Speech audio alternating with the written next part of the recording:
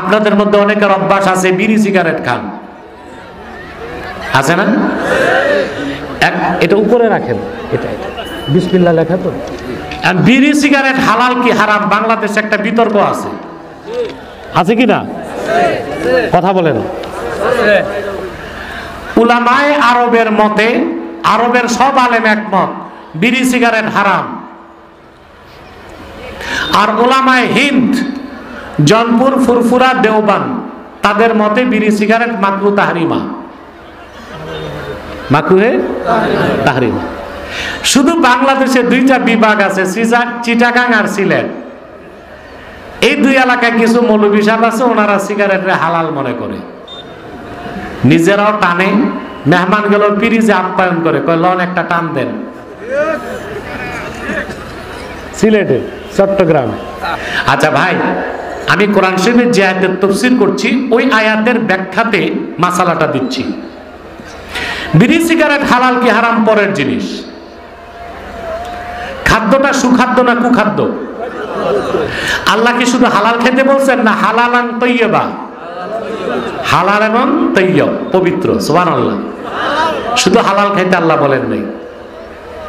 সব হালাল কি খাওয়া যায়? আপনার মুখের থুতু হালাল না হারাম? হালাল। পিরিজে দিয়া কেউ যদি বলে ভাই একটু চাটেন, এটা হালাল হলো, তৈয়ব না। তৈয়ব কোনটা? তৈয়বার ব্যাখ্যা ইমাম সুয়ুতি লিখেছেন, তৈয়বা আই মুস্তালাজ্জা। খাদ্যটা হালাল হইলে হবে না, সুস্বাদু হইতে হবে, স্বাস্থ্যকর হইতে হবে, শক্তিবর্ধক হইতে হবে। আর তৈয়বার ব্যাখ্যায় ইমাম আলুসি তাফসীর রুহুল মাআনিতে প্রথম খণ্ডে এই আয়াতের ব্যাখ্যায় ইমাম শাফির মত তুলে ধরেছেন। ইমাম শাফি তৈয়বের ব্যাখ্যায় লিখেছেন, মা তাস্তাতিবুহু আশ-শাহওয়াতুন নাশিয়াতুল মুস্তাকিমা মিন মেজাজিস সহি। সুরুচি সম্পন্ন কোনো মানুষ যার মেজাজ ঠিক, সে যেই হালাল জিনিসকে পবিত্র বলবে ওটা পবিত্র খাদ্য। এর মানে যার ঈমান নাই তার রুচি কি সুরুচি না কুরুচি? যার ঈমান নাই তার মেজাজ ঠিক না বেঠিক? তার মানে খাঁটি ঈমানদার যে হালাল জিনিসকে পবিত্র বলবে ওটা কি পবিত্র। সুবহানাল্লাহ। আল্লাহর নির্দেশ হালালান তৈয়বা। তাহলে বিড়ি সিগারেটটা হালাল কি হারাম পরের বিষয়। তৈয়ব, তৈয়ব নাকি সুখাদ্য না কুখাদ্য? শক্তিবর্ধক না শক্তি ধ্বংসকারী? উপকারী না অপকারী? কিন্তু আসল কথা হচ্ছে বিড়ি সিগারেট মাকরুহে তাহরিমা। তার প্রথম কারণ হচ্ছে আপনারা যারা বিড়ি সিগারেট খান রাগ করতেছেন না? দরকার আছে বলা? আরে বাবা, তুমি যতবার সিগারেট টান দিবা তোমার দোয়া কবুল বন্ধ করে দিচ্ছ। সহজ কথা না। মাকরুহ তাহরিমা বলে অবহেলা করার সুযোগ নাই। বড় সাপ কামড় দিল মানুষ মরে, ছোট সাপ কামড় দিল। প্রতিদিন তুমি যে সিগারেট পান করছো তোমার দোয়া কবুলের সব পথ তুমি বন্ধ করে দিচ্ছ। তোমার কাছে ফেরেশতা থাকে না। বিড়ি সিগারেট হারামের প্রথম দলিল, ইন্নাল মালাইকাতা তাতাআজ্জি মিম্মা ইয়াতাআজ্জি মিনহু ইবনু আদম। আল্লাহর মুমিন বান্দারা যে জিনিসে কষ্ট পায় রহমতের ফেরেশতারা ওই জিনিসে কষ্ট পায়। বিড়ি সিগারেটে আরেক মুসলমান কষ্ট পায় কিনা বলেন? ফেরেশতা কষ্ট পায় কিনা? ফেরেশতাকে কষ্ট দেওয়া জায়েজ না না জায়েজ? মুমিনকে কষ্ট দেওয়া জায়েজ না না জায়েজ? বিড়ি সিগারেট হারাম হবার জন্য এই একটা দলিলই যথেষ্ট। বিড়ি সিগারেটের গন্ধ কত খারাপ দেখেন না? চেইন স্মোকার, নিয়মিত যারা সিগারেট খায় ওদের মুখ থেকে ছোট বাচ্চাদের পেশাবের গন্ধ আসে। আলেম ওলামা দেখলে মুখে চকলেট দেয়, তখন নিকোটিনের গন্ধ আর চকলেট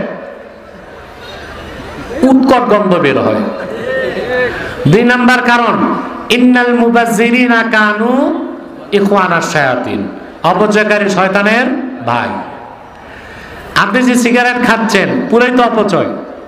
লাভ আছে 1 পয়সা? কথা বলে না। যে লোকটা প্রতিদিন ভ্যানসন খায় 1 প্যাকেট, কত? 1 প্যাকেট ভ্যানসনের দাম কত? কত? খাও খাও তাইলে তুমি 400 টাকা না? হ্যাঁ, 400 করে। যে প্রতিদিন 1 প্যাকেট ভ্যানসন খায় মাসে তার 12,000 টাকা সিগারেটে যায়, পুরাটাই তো সে অপচয় করলো। 3 নাম্বার কারণ আল্লাহ কোরআন কারীমে বলেছেন ওয়ালা তুলকু বিআইদিকুম ইলা তাহলুকা, তোমরা নিজেরা নিজেদেরকে ধ্বংসের দিকে ঠেলে দিও না। এজন্য আত্মহত্যা করা কি মহাপাপ। এখন যে সিগারেট খায় সে নিজেকে হত্যার দিকে নিয়ে যায়। বিজ্ঞানীরা বলে 4টা সিগারেটে যেই পরিমাণ নিকোটিন থাকে তা যদি গ্লাসে ভিজায় কেউ খায় সাথে সাথে মারা যাবে, কিন্তু সিগারেট আস্তে আস্তে ধোঁয়ার মাধ্যমে যায়, এজন্য মানুষটা আস্তে আস্তে মৃত্যুর কোলে চলে যায়। কটা কারণ পাইছেন? 4। আবু দাউদ শরীফের হাদিস, জাহান্নামীদের চিহ্ন হবে তাদের মুখে আগুন জ্বলবে, যারা সিগারেট খায় তাদের মুখেও আগুন জ্বলে। তাশাব্বুহু বিআহলিন নার, জাহান্নামীদের সাদৃশ্য পাওয়া যাওয়ার কারণেও বিড়ি সিগারেট নাজায়েজের অন্তর্ভুক্ত। অতএব ভাই সব, আজকে 1 ঘন্টা পার হয়ে গেছে, 1 ঘন্টা 10 মিনিট আমি আপনাদেরকে জর্দা খাওয়া মুবাহ, জায়েজ, এতে সমস্যা নেই। জর্দার সিগারেট এক জিনিস না। আপনারা যে বলেন পানের নেশা, ভাতের নেশা, চায়ের নেশা, ওইটা আর মদের নেশা এক জিনিস না, পার্থক্য আছে। নেশা কোনটা হারাম? যেটা আকলকে কি করে নষ্ট করে দেয়। কুল্লু মুস্কিরিন খামরুন ওয়া কুল্লু মুস্কিরিন হারাম। তবে জর্দাটা কম খাইবেন, এতে হার্ট অ্যাটাক করে। আমি 1 ঘন্টা 10 মিনিট আপনাদেরকে সূরা বাকারা 168 নম্বর আয়াত থেকে ব্যাখ্যা শুনিয়েছি। কথাগুলো মনে থাকবে? আমরা মুসলমান হিসেবে হালাল খাবো, হালাল কামাই করব। রাজি আছেন? চেয়ারে বসে নামাজ পড়াটা এটা ফেলে দেন। প্রচলনের একটু বই। চেয়ারে বসে এই বসেন বসেন বসেন। এক মুরব্বী প্রশ্ন করছে চেয়ারে বসে নামাজ পড়া। দেখেন, কেউ যদি ফ্যাশনের জন্য আর পরিশ্রমের ভয়তে চেয়ারে বসে নবাবী স্টাইলে নামাজ পড়ে, নামাজ হবে না। তবে কারো যদি হাঁটুতে সমস্যা থাকে, হাঁটুর সমস্যাটা এইরকম যে মসজিদের ফ্লোরে এসে বসতে পারবে না, পা ভেঙে, ওই লোকটা চেয়ারে বসে নামাজ পড়তে পারবে। কথা বুঝতে পারছেন?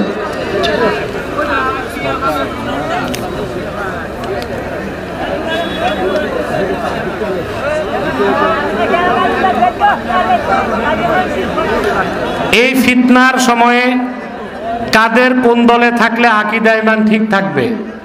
আপনি যে কোনো মাসলাকের সাথে থাকবেন, ঠিক থাকবেন ইনশাআল্লাহ। কোনো বাতিল ফেরকার সাথে সম্পর্ক রাখবেন না। ইয়াজিদকে যারা রাদিয়াল্লাহু আনহু বলে তারা কারা? তারা ইয়াজিদেরই উত্তরসূরি মুনাফিক।